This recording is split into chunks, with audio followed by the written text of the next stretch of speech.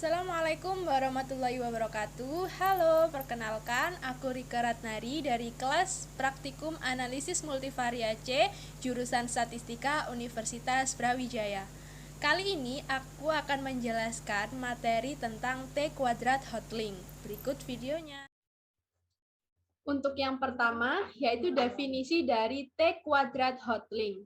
Distribusi T kuadrat Hotelling merupakan distribusi yang setara dengan distribusi T, dilambangkan dengan T kuadrat yang mana P dan M adalah parameter sebaran dan X adalah peubah acak dari distribusi T kuadrat Hotelling.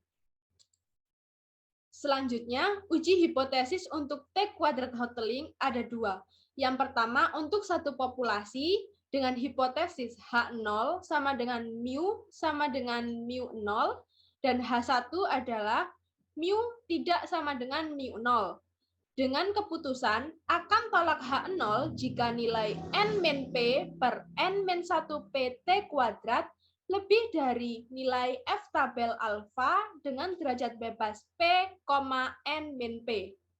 Yang kedua, yaitu untuk dua populasi dengan hipotesis H0 mu X sama dengan mu Y dan H1 mu X tidak sama dengan mu Y.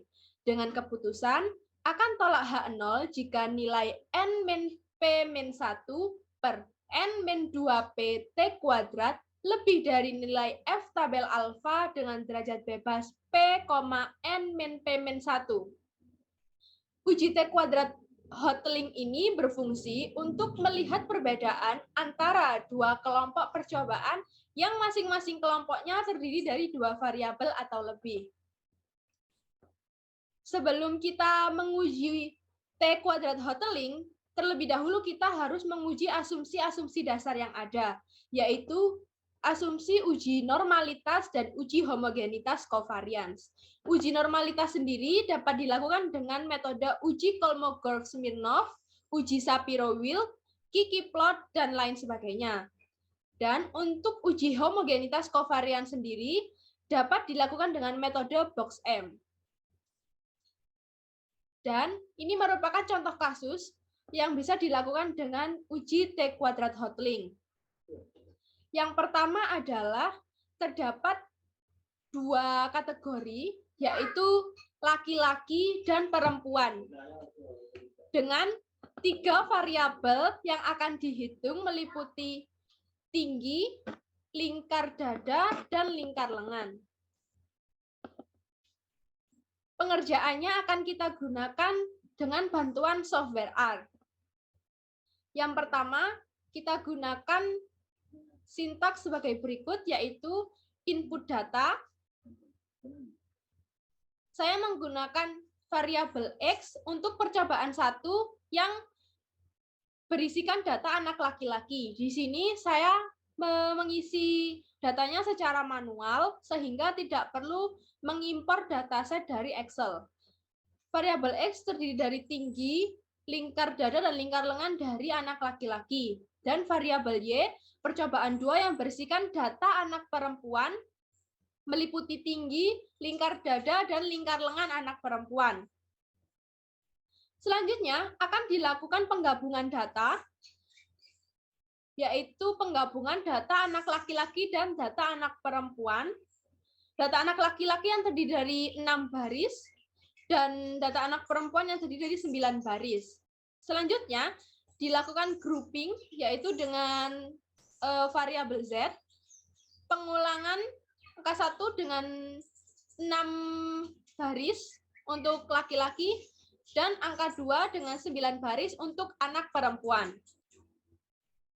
Selanjutnya akan dilakukan uji asumsi normalitas terlebih dahulu.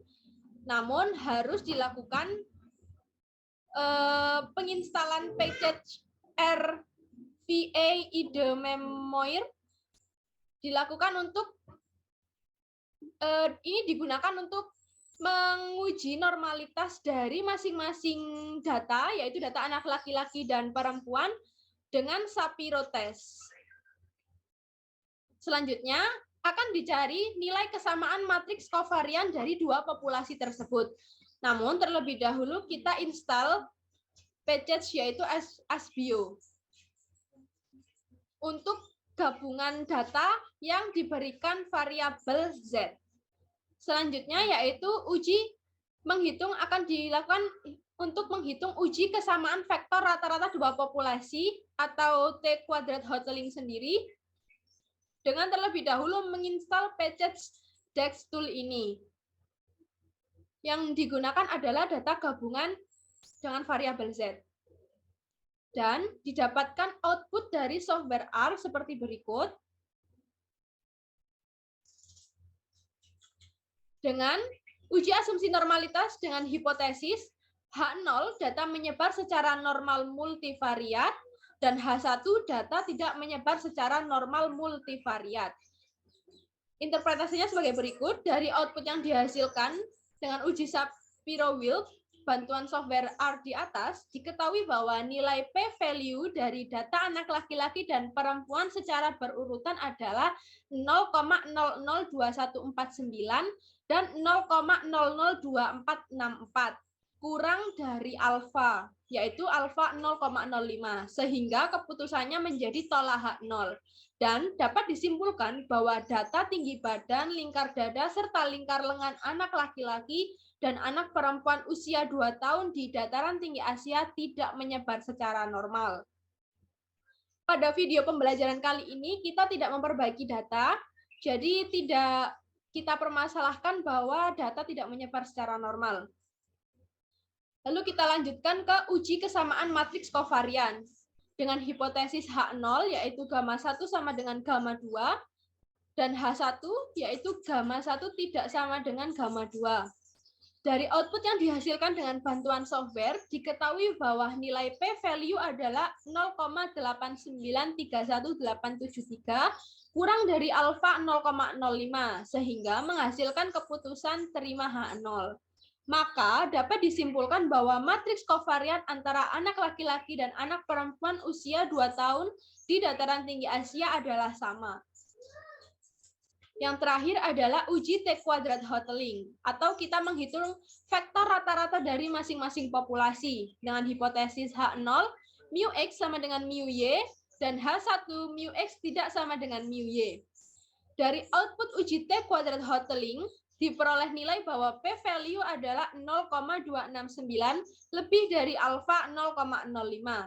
Menghasilkan keputusan yaitu terima H0, maka dapat disimpulkan bahwa nilai vektor rata-rata tinggi badan, lingkar dada, dan lingkar lengan anak laki-laki usia 2 tahun di dataran tinggi Asia sama dengan nilai vektor rata-rata tinggi badan, lingkar dada, dan lingkar lengan anak perempuan usia 2 tahun di dataran tinggi Asia. Sekian penjelasan yang bisa saya berikan, kurang lebihnya mohon maaf, semoga bermanfaat. Wassalamualaikum warahmatullahi wabarakatuh.